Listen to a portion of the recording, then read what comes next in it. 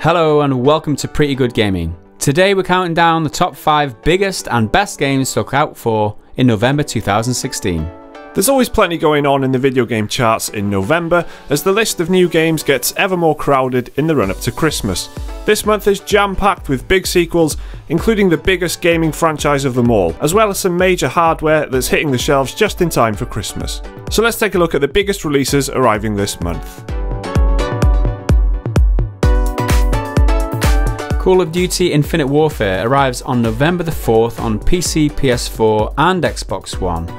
The game releases simultaneously with a remaster of Call of Duty Modern Warfare, which is available exclusively to those who opt for the more expensive Legacy or Legacy Pro editions of Call of Duty Infinite Warfare.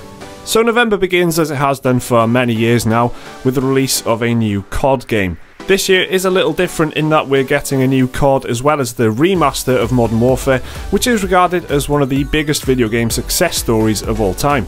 The only catch is you can't buy that on its own, you have to buy it with COD Infinite Warfare. Regardless of how you feel about that, it will be an attractive deal to plenty of COD players, definitely among its hardcore fan base and even among more casual players I would say as well. The series is a massive moneymaker for Activision and it's easy to see why. It's fast, it's digestible, it's full of blockbuster action and has really sharp, well-established multiplayer. It's easily one of the biggest and most well-known games out there, as divisive as it is, and I'm sure this will be near the top of many people's wish lists this year.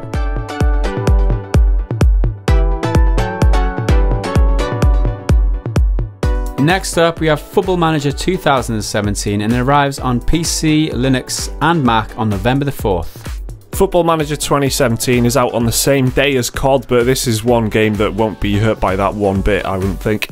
The game boasts itself as the closest thing you can get to the real job of a football manager. Obviously the big thing that sets it apart from the likes of FIFA and PES is that it's a full-on manager sim, so there's all the detail and the precision off the pitch with no direct control on the pitch. It's about influencing your players, tactics, signings, all of the good off-pitch stuff. The 2017 edition claims to be the most realistic and immersive football management game to date. Dishonored 2 arrives on November the 11th and is available on PC, PS4 and Xbox One.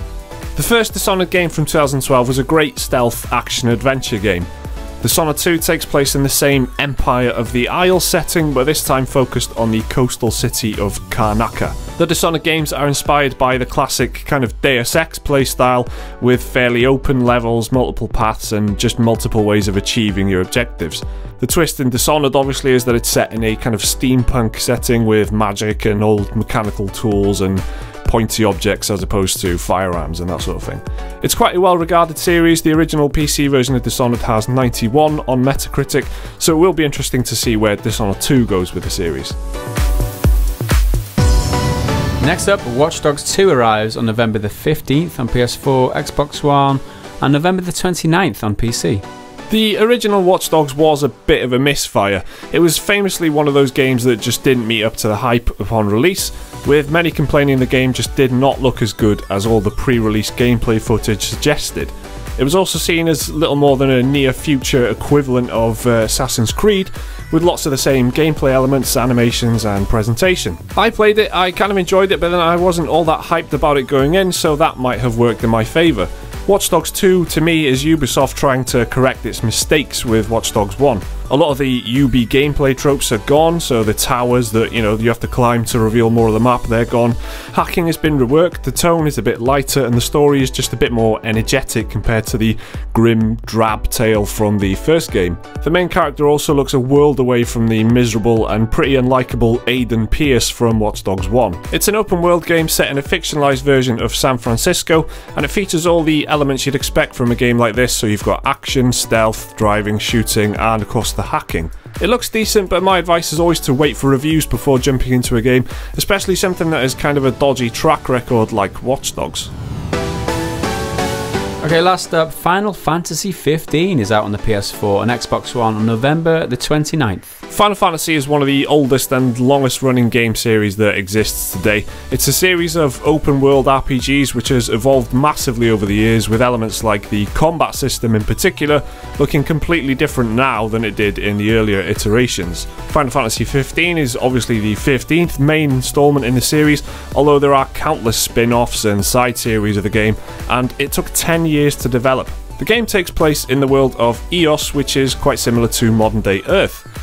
It can broadly be described as a JRPG or Japanese role-playing game, but includes lots of elements inspired by Western RPGs like free running, active combat instead of turn-based combat, a day-night cycle, dynamic weather and that sort of thing. The last few games in the series have arguably taken the momentum and, the weight out of the Final Fantasy name, but they released a quirky little demo for Final Fantasy 15 earlier this year and it was really great to play. The signs are there that this could hopefully be a bit of a return to form for the series, but of course we'll have to wait and see.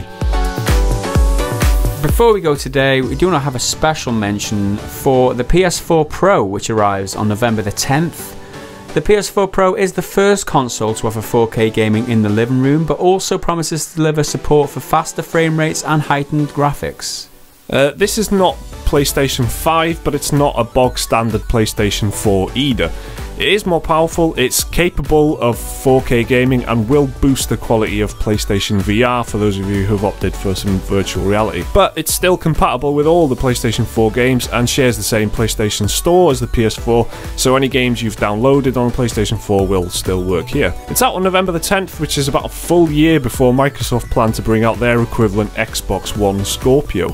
But it must be noted the Scorpio does have a higher spec, and Microsoft say it will be the only console capable of delivering true 4K gaming as opposed to upscaled 4K as it likely will be in the PS4 Pro's case.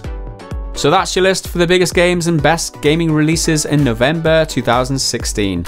Let us know down in the comments what you plan on picking up this month, and remember to leave a like and subscribe if you like the video. Stick around with Pretty Good Gaming, your #1 place for gameplays, giveaways, news and reviews. Until next time, bye for now. See you around.